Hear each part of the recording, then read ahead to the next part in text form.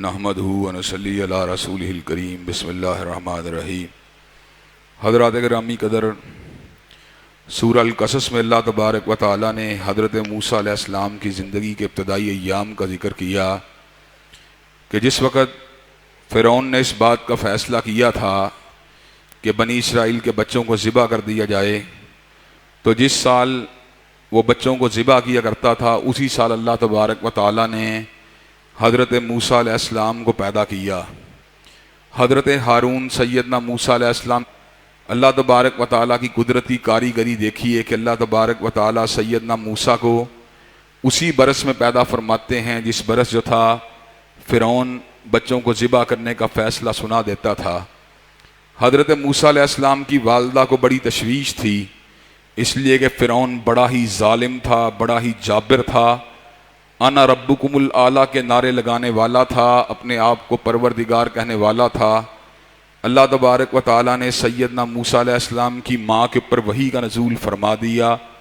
حضرات گرامی قدر، اگرچہ بالعموم اللہ تبارک و تعالیٰ انبیاء علیہم السلام ہی کا نزول ہوا، افتی علیہ فالقیہ فی الیم، اللہ تبارک و تعالیٰ نے خوفزدہوں کی نظر کر دینا ہے اور گھبرانے کی ضرورت نہیں۔ انا رادوہ الیک وجاعلوہ من المرسلین، میں اس کو آپ کے پاس واپس پلٹاؤں گا، سمندر عطا فرمانے والا ہوں۔ حضرات گرامی قدر، سیدنا موسیٰ علیہ السلام کی والدہ اپنے بچے کو پیار سے اپنی جھولی مبارک میں اٹھائے ہوئے تھیں، فرعون کے ہرکار بنی اسرائیل کے گھروں کا جائزہ لے رہے تھے کہ کس کس گھر کے اندر بچے کی ولادت ہوئی ہے۔ سیدنا موسیٰ علیہ السلام کی والدہ ماجدہ نے آپ کو ایک پنگھوڑ، جہاں سیدنا موسیٰ علیہ السلام کا دشمن اور بنی اسرائیل کا قاتل اور زمین کے اوپر سب سے بڑا جابر خود فرعون موجود تھا، فرعون نے بنی اسرائیل کے گھروں کی طرف سے اپنے محل کی طرف آنے والے پنگھوڑے کو دیکھا، اس میں ایک بچے کو دیکھا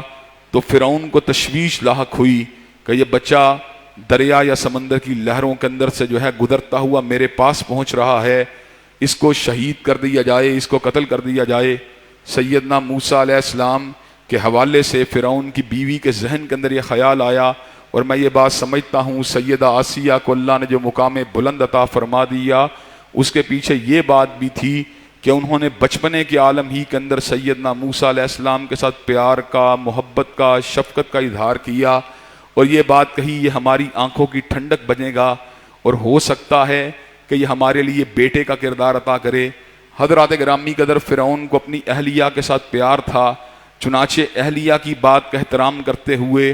اس نے موسیٰ علیہ السلام کے بارے میں قتل کا ارادہ ترک کر لیا۔ جس بچے کے لیے ہزاروں بچے شہید کیے گئے، وہ بچہ جو تھا اللہ تبارک و تعالیٰ کی قدرت کاملہ سے بچ کے اس وقت فرعون کے محل کے اندر داخل ہو چکا ہے، اور اللہ تبارک و تعالیٰ نے قرآن مجید کے متعدد مقامات کے اوپر جو بات کہی ہے، واللہ غالب علی امرہ ولکن اکثر الناس لا یعلمون، کہ اللہ تبارک و تعالیٰ اپنے فیصلے پہ غالب ہیں لیکن لوگوں کی اکثریت اس حقیقت کو نہیں جانتی۔ حضرات گرامی قدر، سیدنا موسیٰ علیہ السلام اب فرعون کے محل کے اندر موجود ہیں، چونکہ پرورش کرنے کا ارادہ ہو چکا ہے، اس لیے محل کی دایاؤں کو ان کی کفالت کے اوپر مامور کیا جاتا ہے، لیکن اللہ تبارک و تعالیٰ نے جو ہر چیز کے خالق و مالک ہیں، دایاؤں کے دودھ کو سیدنا موسیٰ کے اوپر حرام کر دیا۔ موسیٰ علیہ السلام کی بہناں آپ کا تعاقب کرتے ہوئے فرعون کے محل تک پہنچ چکی تھیں۔ یہ ایک ماں کے دل کی بات تھی جو اپنی بیٹی کو اپنے بیٹے کے تعاقب میں روانہ فرما دیا۔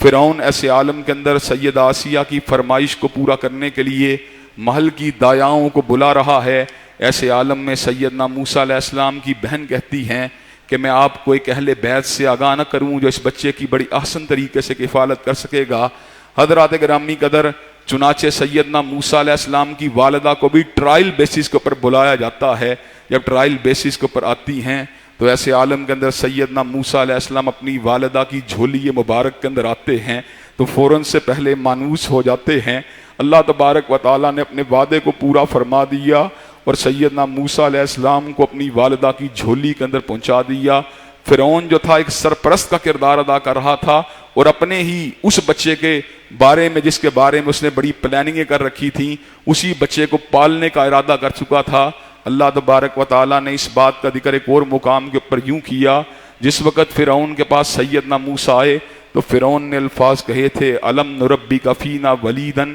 ولبست فینا من عمرک سنین، کہ اے موسیٰ میں نے آپ کو بیٹے کی حیثیت سے پالا تھا۔ حضرات گرامی قدر سیدنا موسیٰ علیہ السلام کی کفالت کے اندر اللہ کی بڑی حکمتیں تھیں۔ ایک محل کے اندر پرورش پانے والے بچے کے اعصاب اور اس کی خود اعتمادی اپنے پورے عروج کے اوپر پہنچ رہی تھی، اور بنی اسرائیل ہی کے اندر سے ایک بچہ جو تھا وہ ہیبت و سطوت کو اپنے قدموں کے تلے روندنے کے قابل ہوتا چلا جا رہا تھا۔ وَلَمَّا بَلَغَ أَشُدَّهُ وَاسْتَوَىٰ آتَيْنَاهُ حُكْمًا وَعِلْمًا، جس وقت سیدنا موسیٰ علیہ السلام جوان ہوئے، اللہ تبارک و تعالیٰ نے علم و حکمت کی نعمت سے سرفراز فرما دیا۔ آپ ایک ایسا بھی وقت آیا، آپ بستی کے اندر داخل ہوئے، وَدَخَلَ الْمَدِينَةَ عَلَىٰ حِينِ غَفْلَةٍ مِّنْ أَهْلِهَا فَوَجَدَ فِيهَا رَجُلَيْنِ يَقْتَتِلَانِ هَٰذَا مِنْ شِيَّتِهِ وَهَٰذَا مِنْ عَدُوِّهِ فَاسْتَغَاثَهُ الَّذِي مِنْ شِيَّتِهِ عَلَى الَّذِي مِنْ عَدُوِّهِ فَوَكَزَهُ مُوسَىٰ فَقَضَىٰ عَلَيْهِ۔ ایک بندہ جس کا تعلق بنی اسرائیل کے ساتھ تھا، فرعون کے قبیلے کا ایک آدمی اس کو مار رہا تھا، تو اس نے کہا موسیٰ علیہ السلام آیا، فَوَكَزَهُ مُوسَىٰ فَقَضَىٰ عَلَيْهِ، موسیٰ علیہ السلام کے مکہ مارنے کی دیر تھی، فرعونی وہیں پر جان بلب ہو جاتا ہے، وہیں پہ تڑپ اٹھتا ہے، وہیں پہ وہ مر جاتا ہے۔ ضرب کلیم میں اللہ نے اتنی قوت اور طاقت رکھی تھی، سیدنا موسیٰ علیہ السلام کی نیت مارنے کی نہ تھی، لیکن بندہ مر گیا۔ اللہ تبارک و تعالیٰ کی بارگاہ میں آ کے دعا مانگی، ربی انی ظلمت نفسی، اللہ تبارک و تعالیٰ میں نے اپنی جان پہ ظلم کیا ہے، فاغفر لی، مجھے معاف کر دے۔ فغفر لہ، اللہ تبارک و تعالیٰ فرماتے ہیں میں نے ان کو معاف کر دیا، انہ هو الغفور الرحیم، اس لیے کہ بخشنے والا مہربان ہے۔ سیدنا موسیٰ علیہ السلام نے اللہ سے دعا مانگی، ربی بما انعمت علی فلن اکون ظہیرا للمجرمین، اللہ تو نے میرے پر بہت زیادہ انعامات کیے ہیں، چنانچہ مجھے مجرموں کا ساتھی نہ بنانا۔ حضرات گرامی قدر اگلے دن کیا ہوتا ہے کہ وہی آدمی جس کی فرعونیوں کے ساتھ لڑائی ہو رہی تھی ایک اور بندے کے ساتھ لڑ رہا ہوتا ہے۔ موسیٰ علیہ السلام پہچان جاتے ہیں یہ ذرا طبیعت کے لحاظ سے بڑا ترش اور تیز قسم کا آدمی ہے، ابھی اس کی مدد کرنے کے لیے آمادہ و تیار ہی ہوتے ہیں کہ بادشاہ کے ہرکاروں کے حوالے سے ایک آدمی آپ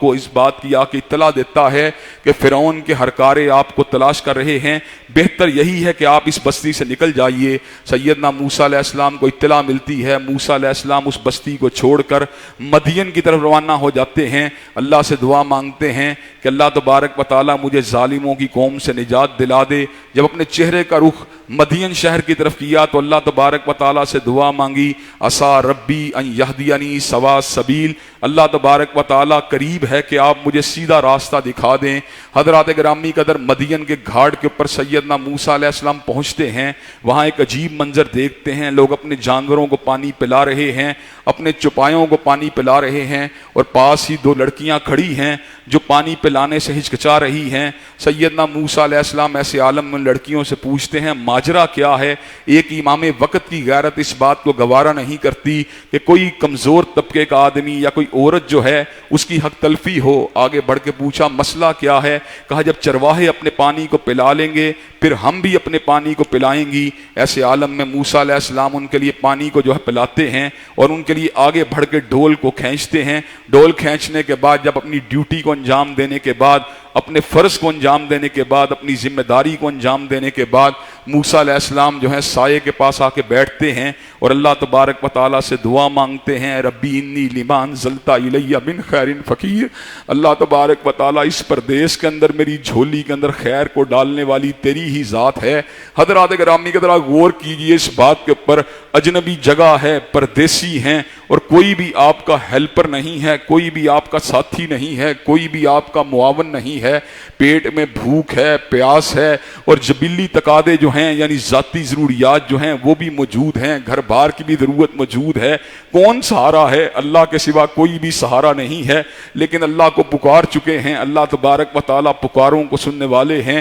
اللہ تبارک و تعالیٰ نے فوراً سے پہلے ہی موسیٰ علیہ السلام کی دعا کو قبول و منظور فرما دیا۔ انہی لڑکیوں میں سے ایک لڑکی جو تھی وجات، انہی لڑکیوں میں سے ایک لڑکی جو تھی وہ حیا کی چال چلتی ہوئی آئی اور یہ بات کہنے لگی، ان ابی یدعوک لیجزیک اجر ما سقیت لنا، میرے بابا آپ کو بلاتے ہیں تاکہ آپ کو اس اس چیز کا اجر دیا جائے جو آپ ہمارے کام آئے ہیں۔ جس وقت آپ اس بزرگ کے پاس پہنچتے ہیں جن کے بارے میں مفسرین نے دو مختلف آراء کا اظہار کیا ہے، کئیوں کے نزدیک وہ شعیب علیہ السلام ہیں اور کئیوں کے نزدیک وہ کوئی اور مرد صالح ہیں جو مدین سے تعلق رکھنے والے ہیں، لیکن سیاق یوں محسوس ہوتا ہے کہ ایک نبی کی کفالت جو ہے دوسرا نبی یا رسول ہی کرنے کی پوزیشن میں ہو سکتا ہے۔ بہرحال اس رائے کے اندر جو ہے طلاق کی گنجائش موجود ہے۔ حضرت موسیٰ علیہ السلام اپنے واقعے سے ان کو آگاہ فرماتے ہیں تو کہتے ہیں لا تخف نجوت من القوم الظالمین، موسیٰ علیہ السلام گھبرانے کی ضرورت نہیں، اللہ تبارک و تعالیٰ نے آپ کو فرعونیوں کے ظلم سے آزاد فرما دیا ہے۔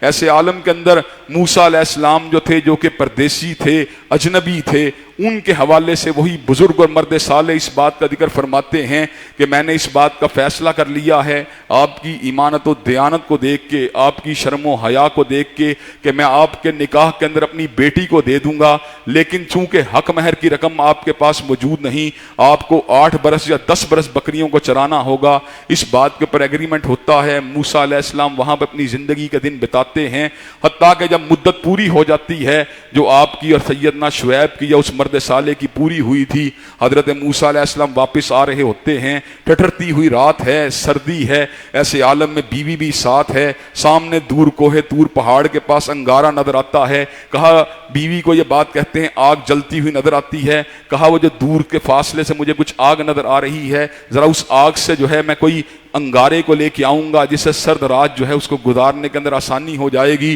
لینے تو انگارہ گئے تھے، لیکن اللہ تبارک و تعالیٰ کی قدرت کاملہ کیا تھی، اللہ نے تاریخ انبیاء میں سے ایک منفرد معجزے کا اظہار فرما دیا۔ کسی رسول کو نہیں بھیجا، کسی فرشتے کو نہیں بھیجا، جناب جبریل کو نہیں بھیجا، جناب میکائیل کو نہیں بھیجا، بلکہ خود سیدنا موسیٰ علیہ السلام سے درخت کی اوٹ سے کلام فرما دیا کہ میں پروردگار عالم ہوں۔ موسیٰ علیہ السلام کے ساتھ اللہ تبارک و تعالی ہم کلام ہوئے، ان کو وہاں پہ ید بیضہ دیا، ان کو وہاں پہ عصا دیا، حضرت موسیٰ علیہ السلام کو نشانیاں دیں۔ سیدنا موسیٰ علیہ السلام نے ایسے عالم میں اپنے بھائی کے لیے دعا مانگی، وَأَخِي هَارُونَ هُوَ أَفْصَحُ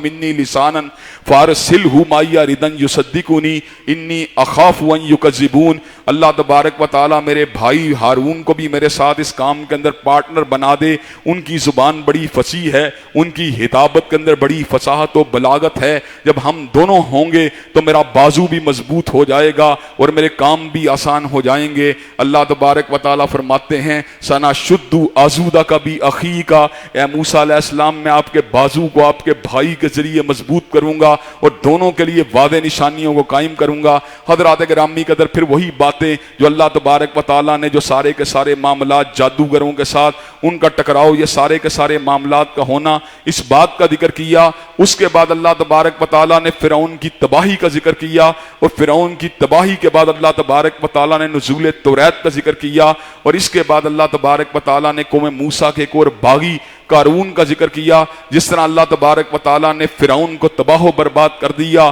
جس طرح حامان کو اللہ نے قصہ پرینہ بنا دیا، اسی طرح موسیٰ علیہ السلام کی قوم کے ایک بڑے سرمایہ دار قارون کو بھی اپنے غرور کی وجہ سے، اپنی اکڑ کی وجہ سے اللہ تبارک و تعالیٰ نے زمین کے اندر غرق کر دیا۔ فَحَسَفْنَا بِهِ وَبِدَارِهِ الْأَرْضِ، اللہ نے اس کو اس کے خزانے کے سمیت زمین کے اندر دنسا دیا۔ اللہ تبارک و تعالیٰ کی طرف سے بیان کردہ ان واقعات میں ہمارے لیے عبرت ہے کہ اللہ تبارک و تعالیٰ سب سے بڑا ہے، سب سے اونچا ہے، سب سے بلند و بالا ہے۔ جو اللہ تبارک و تعالیٰ کے باغی ہوتے ہیں وہ نیز تو نابود ہو جاتے ہیں، اور اللہ تبارک و تعالیٰ ان باغیوں کو کچلنے کے لیے غیب سے خود بندوبست فرما دیتے ہیں۔ حضرات گرامی قدر، اس کے بعد سورہ عنکبوت ہے جس کے اندر اللہ تبارک و تعالیٰ نے بڑے ہی خوبصورت مضامین کو بیان کیا، جن میں سے پہلا مضمون یہ ہے حسب الناس ان یترکوا ان یقولوا آمنا وہم لا یفتنون، کیا لوگوں نے گمان کر لیا ہے کہ ہم ایمان کے دعوے کے بعد ان کو آزمائیں گے نہیں؟ اللہ تبارک و تعالیٰ جو ہیں وہ سریع الحساب ہیں، شدید العقاب ہیں،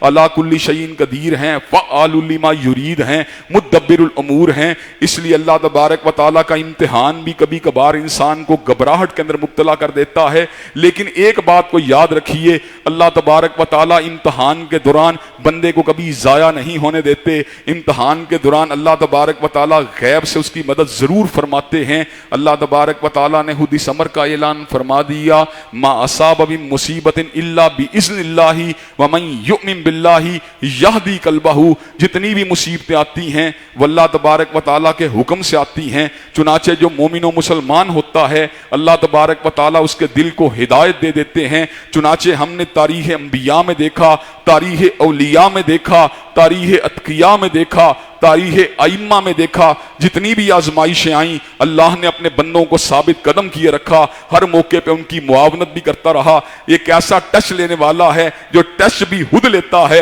اور مدد بھی خود کرتا ہے. اللہ تبارک و تعالیٰ فرماتے ہیں وَلَقَدْ فَتَنَّ الَّذِينَ مِن قَبْلِهِمْ فَلَيَعْلَمَنَّ اللَّهُ الَّذِينَ صَدَقُوا وَلَيَعْلَمَنَّ الْكَاذِبِينَ. ہم نے سابقہ لوگوں کا بھی امتحان کیا تھا اور ہم اس بات کو جانچنا چاہتے ہیں کہ ایمان کے دعوے میں سچا کون ہے اور جھوٹا کون ہے. حضرات گرامی قدر, دنیا کے اندر ایمان سے بڑی کوئی نعمت نہیں ہے, دنیا کے اندر ہدایت سے بڑی کوئی نعمت نہیں ہے. اگر ہدایت نہ ہو تو سردار جو ہوتا ہے فرعون بن جاتا ہے, اگر ہدایت نہ ہو تو سرمایہ دار قارون بن جاتا ہے, اگر ہدایت نہ ہو تو جاگیردار جو ہے شداد بن جاتا ہے, اگر ہدایت نہ ہو تو قبیلے کنبے والا ابو لہب بن جاتا ہے, اگر ہدایت نہ ہو تو منصب والا حامان بن جاتا ہے,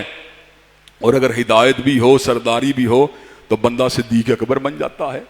فاروق اعظم بن جاتا ہے. اور ہدایت بھی ہو مال بھی ہو بندہ عثمان ذی النورین بھی بن جاتا ہے, اور ہدایت بھی ہو اور جان فشانی بھی ہو اور محنت مزدوری کرنے کا جذبہ دائیہ بھی ہو تو بندہ علی المرتضیٰ بن جاتا ہے, اور ہدایت بھی ہو غربت اور مفلوق الحالی بھی ہو تو بندہ بلال حبشی بن جاتا ہے. حضرات گرامی قدر, ہدایت بھی ہو اور مال کی فراوانی بھی ہو, کاروبار اور تجارت بھی ہو تو بندہ طلحہ بن عبید اللہ بن جاتا ہے. چنانچہ حضرات گرامی قدر, دنیا کے اندر جتنی نعمتیں ہیں وہ ہدایت کی نعمت کے ساتھ ہی مانی حیز ہیں. ہدایت کی نعمت چھن جائے کوئی فائدہ نہیں, اور ہدایت کی نعمت کی حفاظت کے لیے جن واقعات کو اللہ تبارک و تعالیٰ نے کلام حمید میں بیان کیا اور جو واقعات کو ہم نے سیرت النبی شریف سے پڑھا, حضرات گرامی قدر بندے کے رونگٹے کھڑے ہو جاتے ہیں. ایک دو واقعات آپ حضرات کے گوش گزار کر کے اپنی بات کو مزید آگے بڑھاؤں گا. حضرات گرامی قدر, سیدہ آسیہ جو خود فرعون کی اہلیہ ہیں, جب آپ نے سیدنا موسیٰ علیہ السلام کی رسالت کو اختیار کر لیا,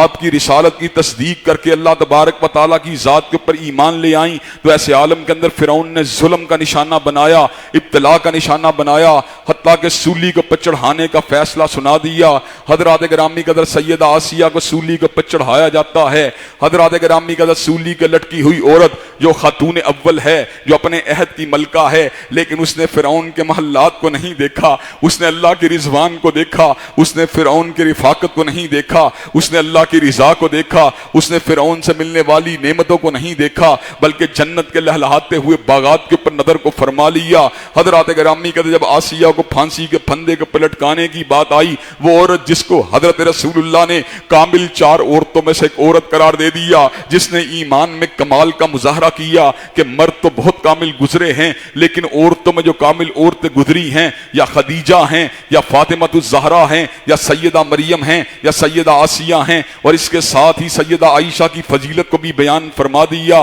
کہ عائشہ کی فضیلت جہنوں کی عورتوں پہ ایسی ہے جیسے پلاؤ یا سرید کی فضیلت باقی کھانوں کے اوپر ہو. حضرات گرامی قدر, ہمیں ہسٹری سے, ہمیں احادیث مبارکہ سے 5 کامل عورتوں کا پتہ معلوم ہوا. حضرات گرامی قدر, ان عورتوں میں سیدہ آسیہ ہیں جو ایمان کی انتہا کے اوپر موجود ہیں, دنیا کی زیب و زینت کو, دنیا کی جاہ و حشمت کو, دنیا کے مال کو, دنیا کی حکومت کو تج کر کے رکھ دیا, پھینک کے رکھ دیا, پھانسی کے پھندے کے اوپر چڑھنا گوارا کر دیا. اتنی بہادری تو کسی اولو العزم بہادر کے اندر بھی نہیں ہوتی, اتنی جرت تو کسی مرد مجاہد کے اندر بھی نہیں ہوتی. آسیہ فرعون کے ظلم کے سامنے کھڑی ہے, سولی کے اوپر لٹکی ہوئی ہے, پروردگار عالم کو بارگاہ کی بارگاہ میں استغاثہ کر رہی ہے, رب ابن لی عندک بیتا فی الجنہ ونجنی من فرعون وعملہ ونجنی من القوم الظالمین. اے میرے پروردگار عالم, میں نے فرعون کے محل محلات کو چھوڑا ہے، اللہ تبارک و تعالیٰ میں نے فرعون کی ابتلاؤں کو چھوڑا ہے، اللہ تبارک و تعالیٰ اس کے بدلے ایک چھوٹا سا سوال ہے،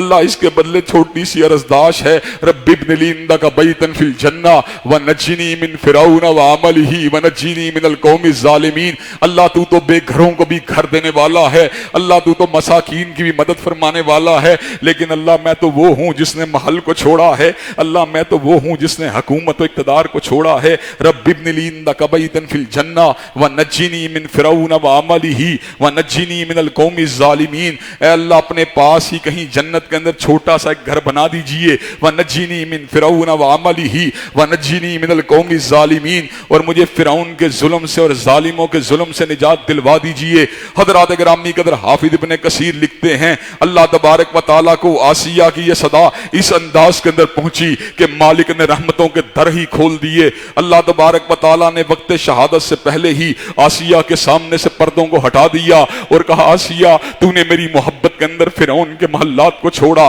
تو نے دنیا کے اقتدار کو چھوڑا، اپنی آنکھوں سے آج اپنے محلات کی زیارت کر لے۔ حضرات گرامی قدر ہم نے قرآن و سنت سے اس بات کو حاصل کیا، اصحاب الاخدود کو اللہ سے محبت کی وجہ سے خندقوں کے اندر پھینکا گیا، آگ کی خندقوں کے اندر ان کو اتارا گیا، لیکن وہ آگ کی خندقوں کے اندر جل کے راکھ ہو گئے، لیکن اللہ تبارک و تعالیٰ کی توحید سے ہٹنا گوارا نہیں کیا۔ وما نقموا منہم الا ان یؤمنوا باللہ العزیز الحمید، جرم ان کا فقط یہ تھا کہ وہ اللہ تبارک و تعالیٰ کی وحدانیت کو ماننے والے تھے۔ حضرات گرامی قدر اللہ اگرچہ علی کل شیء قدیر ہے، اللہ اگرچہ سریع الحساب ہے، اللہ اگرچہ شدید العقاب ہے، لیکن اللہ تبارک و تعالیٰ کبھی کبھی اپنے بندوں کو آزماتے بھی ہیں۔ حضرات گرامی قدر ہم نے ایک اور آزمائش کو دیکھا، سمیہ جو ہے وہ بیت اللہ الحرام کے سامنے چیر دی گئی ہے، ٹکڑوں میں تقسیم کر دی گئی ہے۔ حضرات گرامی قدر دیکھنے والی آنکھیں حیران ہیں، بیت اللہ ہے، اوپر اللہ ہے، اس کی ایک بندی کو چیرا جا رہا ہے،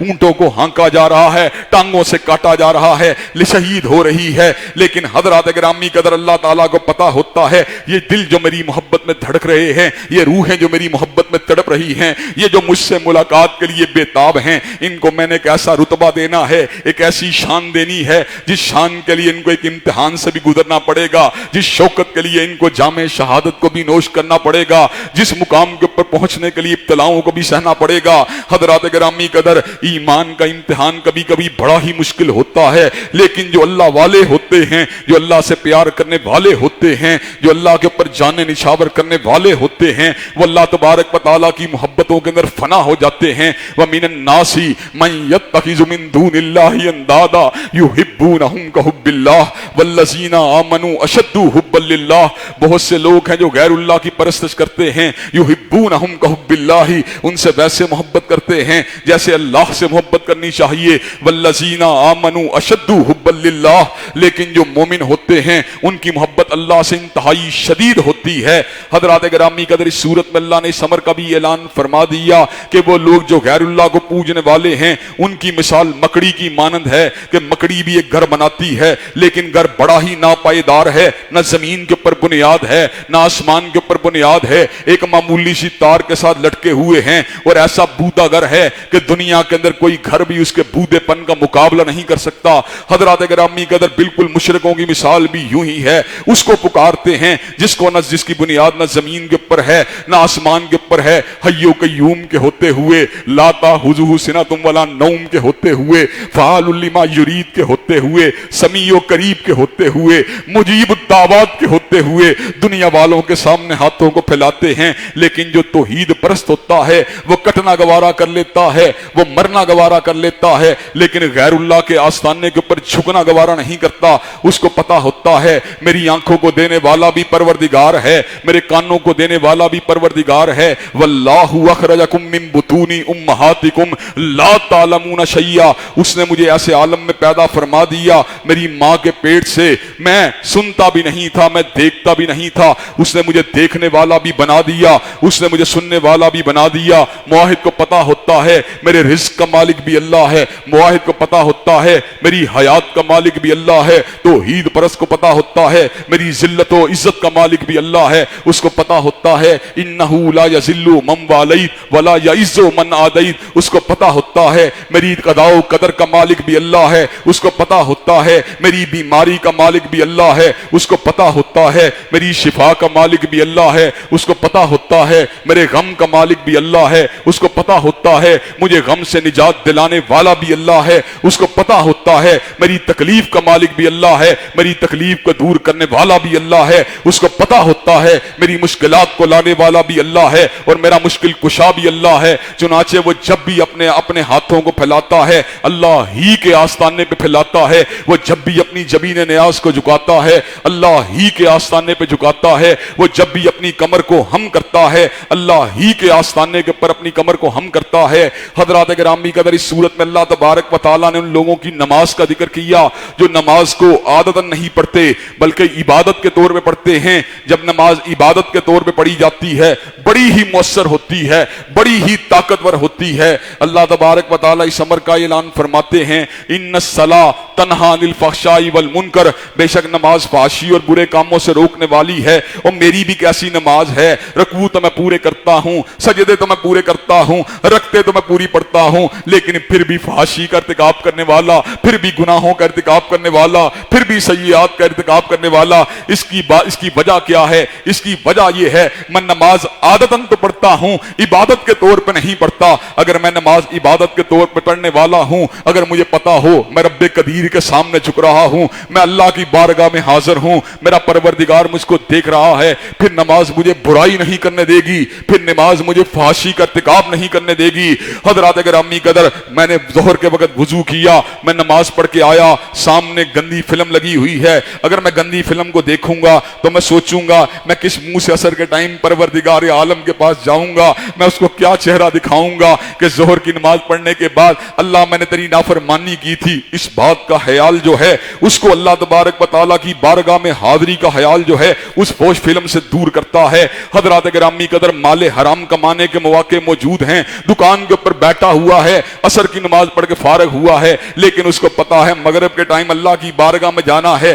میرا اللہ اکبر ہے، اللہ کو میرے دل کی کیفیت کا پتا ہے، میرے اعمال نامے کا پتا ہے، میری اونچ نیچ کا پتا ہے، میرے ظاہر و باطن کا پتا ہے۔ حضرات گرامی قدر، رک جائے گا، وہ کہے گا نہیں نہیں، میں نے اللہ کی بارگاہ میں حاضری دینی ہے۔ جو عبادت کے طور پہ نماز کو پڑھتا ہے، نماز اس کی فحاشی کو بھی روک لیتی ہے، اس کے منکرات کو بھی روک لیتی ہے۔ چنانچہ ہم سب کو نماز عبادت کے طور پہ پڑھنے کی ضرورت ہے۔ جن لوگوں کو عادت ہے اس کو عبادت میں تبدیل کریں، اور جو پڑھتے ہی نہیں ذرا اپنے انجام کے اوپر فکر کریں۔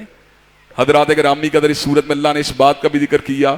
وَمَا كُنْتَ تَتْلُو مِنْ قَبْلِهِ مِنْ كِتَابٍ وَلَا تَخُطُّهُ بِيَمِينِكَ إِذًا لَارْتَابَ الْمُبْطِلُونَ بَلْ هُوَ آيَاتٌ بَيِّنَاتٌ فِي صُدُورِ الَّذِينَ أُوتُوا الْعِلْمَ۔ آج اللہ کے فضل و کرم سے پورا جمعہ میں نے اسی موضوع کے اوپر پڑھایا کہ حضرت رسول اللہ نزول قرآن سے پہلے نہ لکھتے تھے نہ پڑھتے تھے، آپ نے علم کو حاصل نہ کالج سے حاصل کیا، نہ یونیورسٹی سے حاصل کیا، نہ مکتب سے حاصل کیا، نہ مدرسے سے حاصل کیا، نہ ٹیچر سے حاصل کیا، نہ منتظم سے حاصل کیا، نہ مفسر سے حاصل کیا، نہ مجدد سے حاصل کیا۔ حضور علیہ السلام نے علم کو حاصل کیا، علام الغیوب سے حاصل کیا، ستار العیوب سے حاصل کیا، خالق کائنات سے حاصل کیا، مالک کل سے حاصل کیا، ذوالجلال والاکرام سے حاصل کیا۔ یہی وجہ ہے کہ جس طرح میرے پروردگار عالم کا علم غلطی سے پاک ہے، اسی طرح حضرت رسول اللہ کا علم بھی غلطی سے پاک ہے۔ وما ینطق عن الہویٰ ان هو الا وحی یوحیٰ، ہر شخص اپنی مرضی کے ساتھ کلام کرتا ہے،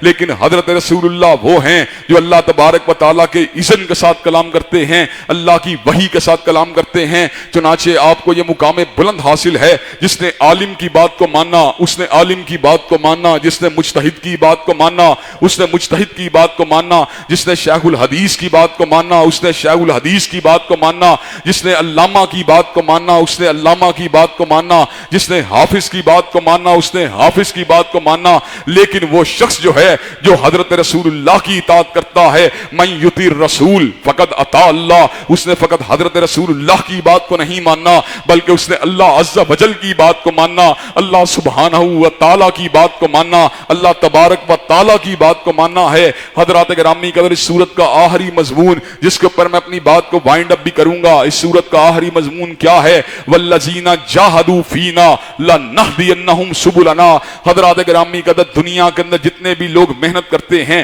ان کی محنت کے ضائع جانے کے امکانات ہیں۔ کاروبار کی فیزیبلٹی کو بنایا ہے لیکن فیزیبلٹی کے تباہ ہو جانے کے امکانات ہیں۔ کھیتی باڑی کے لیے فارم کو بنایا ہے لیکن فارم میں نقصانات کے امکانات ہیں۔ دکان کو کھولا ہے، کپڑے کو لا کے رکھا ہے لیکن کپڑے کی تجارت میں گھاٹے کے امکانات ہیں۔ تجارت کرنی شروع کی ہے، لین دین کرنا شروع کیا ہے لیکن لین دین کے اندر نقصان کے امکانات ہیں۔ حضرات گرامی قدر، ملازمت کرنا شروع کی ہے لیکن ملازمت کی سیکیورٹی کے کوئی بھی امکانات نہیں ہیں۔ ہو سکتا ہے 2 مہینے ملازمت رہے، 4 مہینے رہے، 6 مہینے رہے، اس کے بعد مٹ جائے، لیکن حضرات گرامی قدر ایک جدوجہد ایسی ہے، ایک جستجو ایسی ہے، ایک محنت ایسی ہے جس کے ضائع جانے کے کوئی بھی امکانات نہیں ہیں۔ وہ جستجو کیا ہے؟ والذین جاہدوا فینا لنہدینہم سبلنا۔ جو لوگ اللہ کے راستے میں محنت کرتے ہیں، جو اس کو منانے کی محنت کرتے ہیں، جو اس کو پانے کی کوشش کرتے ہیں، اللہ تبارک و تعالی ان کے لیے ہدایت کے دروازوں کو کھول دیتا ہے۔ وہ کبھی کسی کو مایوس نہیں کرتا، وہ کبھی کسی کے عمل صالح کو ضائع نہیں کرتا۔ وما تقدموا لانفسکم من خیر تجدوہ عند اللہ۔ جو بھی نیکی کا کام تم کرو گے لازماً اس کو اللہ کے پاس موجود پاؤ گے۔ انی لا اضیع عمل عامل منکم من ذکر او انثی بعضکم من بعض۔ اللہ نے اس امر کا اعلان فرما دیا، میں نے کبھی کسی عمل کرنے والے کے عمل کو ضائع نہیں کیا۔ جو بھی نیک عمل کرے گا میں اس کے عمل کو ضائع نہیں کروں گا۔ دنیا کے اندر بے مربتی ہو سکتی ہے، دنیا کے اندر بے وفائی ہو سکتی ہے، دنیا کے اندر ریب و تردد ہو سکتا ہے، لیکن تیرے پاس جو ہے کوئی بھی ریب نہیں، کوئی بھی تردد نہیں۔ انت اہل الوفاء والحق۔ اللہ تو وفادار بھی ہے، تو حق بھی ہے۔ اللہ کتنی عجیب بات ہے، میں اپنے جیسے انسان کو دھوکہ دے دیتا ہوں، میں اپنے جیسے انسان کے ساتھ بے وفائی کر دیتا ہوں، میں اپنے جیسے انسان کے ساتھ بے مربتی کا مظاہرہ کر دیتا ہوں، لیکن اللہ تو علی کل شیء قدیر ہے، تو شہنشاہ عالم ہے۔ اللہ تو مالک الملک ہے، تو ذوالجلال والاکرام ہے، تو اول و آخر ہے۔ اللہ میں مشتاق ہوں، میں مشتغبار ہوں۔ اللہ تو باقی ہے، میں فانی ہوں۔ اللہ تو اونچا ہے، میں نیچا ہوں۔ اللہ تو اکبر ہے، میں اکر ہوں۔ اللہ تو اول ہے۔ اللہ میں ایک دور تھا، حل اتی علی الانسان حین من الدہر لم یکن شیئا مذکورا۔ اللہ میرا تو پیچھے کوئی سرا ہی موجود نہیں ہے۔ اللہ 50 سال پہلے میں مشتاق بھی نہیں تھا، مشتغبار بھی نہیں تھا۔ اللہ میں اتنا کم حیثیت والا ہونے کے باوجود تیری وفا کا عالم کیا ہے، تیری عنایات کا عالم کیا ہے کہ تو محنتوں کو ضائع نہیں کرتا، تو محنتوں کو برابر کرتا ہے۔ حضرات گرامی قدر، چنانچہ رجوع اللہ ہونا چاہیے، چنانچہ جدوجہد اللہ کی طرف ہونی چاہیے، چنانچہ جستجو جو ہے وہ اللہ کو منانے کی ہونی چاہیے۔ اللہ تبارک و تعالی ہم سب کو محنت کرنے کی اپنے ہی راستے میں توفیق دے اور کتاب و سنت کے نور سے ہم سب کے سینوں کو منور فرمائے۔ بھائی عثمان شاکر صاحب تشریف لائے ہیں دعا کے لیے، آج ان کو کہیں گے کہ بھائی جو ہیں پر رکت جو ہیں دعا فرمائیں تاکہ سامعین جو ہیں وہ اللہ تبارک و تعالیٰ کے فضل و کرم سے اللہ کی بارگاہ کے اندر جو ہیں کھل کے مناجات کو کر سکیں۔ چلا